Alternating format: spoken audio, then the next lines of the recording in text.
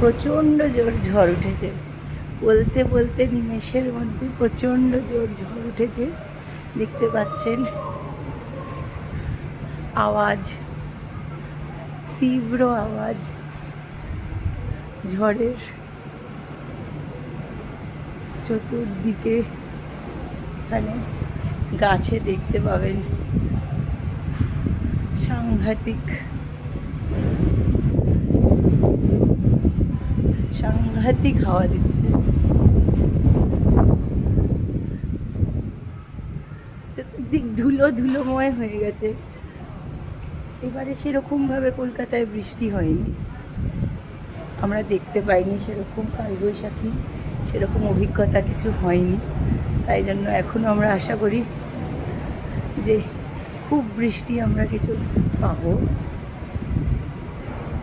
খুব ভালো লাগছে, যা গরম পড়েছে।